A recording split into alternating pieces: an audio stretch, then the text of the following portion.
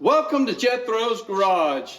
You're here for another episode of me out here doing something other than what I need to be doing, like studying for an exam, but that's okay. Hey, thank y'all for tuning in. I've got this new tool here to me, and I'm not sure how long it's been out, but I seen this at PRI back in December at the Lisle booth, and I wanted one. They had all kind of nice new tools, but this is the one that I felt would be more beneficial to me.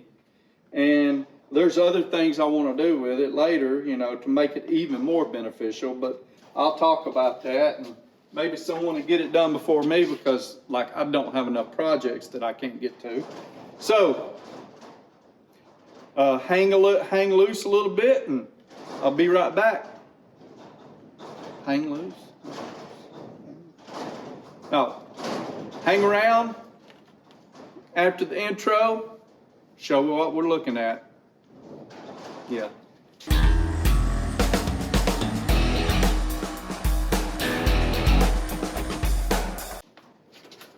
Hey, welcome back. Thank you for sticking around.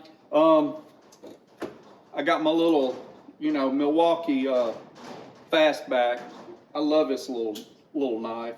I actually dulled it up pretty good, cutting rock wool, and instead of doing what a normal person does and flip the blade around, I decided I was going to put it on my leather strap and sort of sharpen it back up a little bit and watch me not be able to cut anything. I did break the tip off of the blade, like these things ain't but 10 cents a piece or whatever, but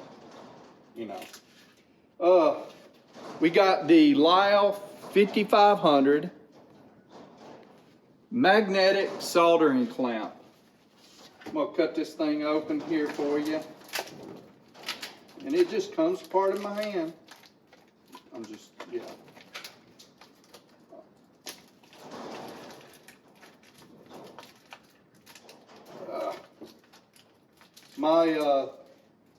The person I buy my tools from sometimes, or local tool store, he called these something else. It's like so you can share with friends. Maybe you get the drift, especially if you're from the 70s and 80s and used these things. Man, this has got a patent number 7618029. So just so show you, I'm gonna bring the camera over here, and I'm gonna zoom in a little bit for you and show you what we're working with.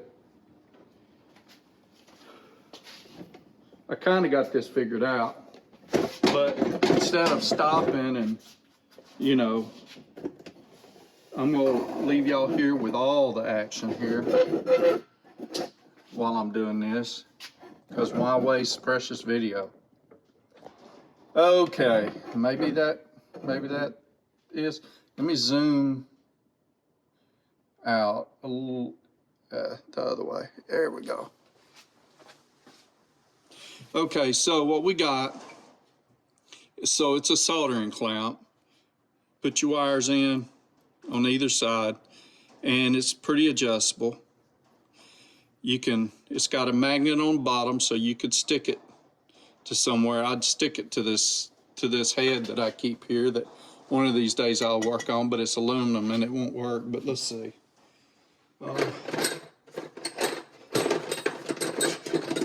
Here are the valves out of it that are in a coffee can, and they are not magnetic. What are they made out of? Are they stainless? That's cool. Okay. What about this? I know this isn't. There we go. I didn't realize those valves were stainless. I guess they kind of have to be. But anyway, this shows what I know. So you can mount this anywhere you got a metallic place to do. You can slip this in your vise if you need to. I would show you that, but I'd have to move the camera around. Oh, heck, why not?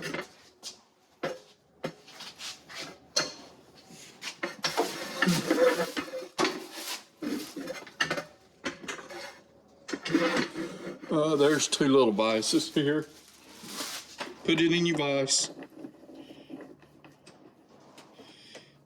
Okay. And you got a little tool to work with. Let me zoom in a little bit here.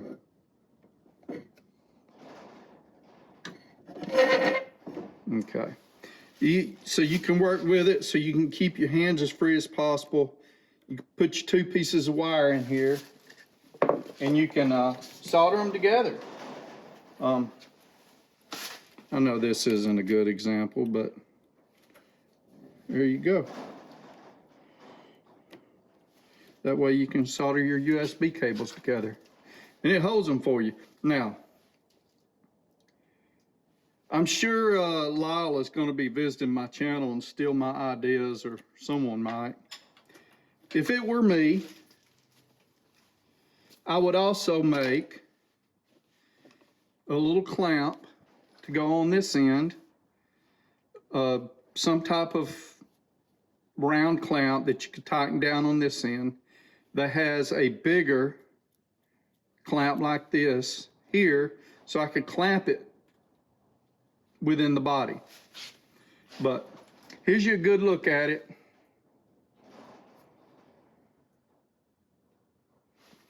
Magnets.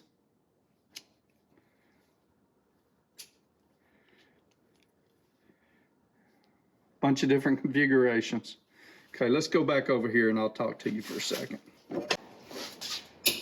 Okay, this little tool is pretty neat. Like I said, the suggestion I made earlier is making some type of way to clamp this to whatever. I imagine you can use these separate. If you've got a piece of metal you can stick it to, and maybe your wire's here and you bring the other one, whatever. A lot of ways you could use this, but like I said, I would really like to have a clamp that I can clamp this somewhere so I can have it positioned under the dash of a car or whatever, so I can be welding, soldering wires together. Again, that is Lisle 5500 magnetic soldering clamp. They're saying it offers an extra pair of hands when soldering. This does not tell me whether it has a warranty, and it does not tell me where it is made. So we can only assume, and I won't, but the fact that it doesn't tell me that it's made in the USA tells me a lot, because everybody emblazes the most truthful statement they possibly can get away with on their stuff. So if it's made in America from Global Components or made in America, or you know, what have you, you've seen it all. I know the company I used to work for used that, and I know the rule is it has to be made of X amount of American made parts to be called made in America.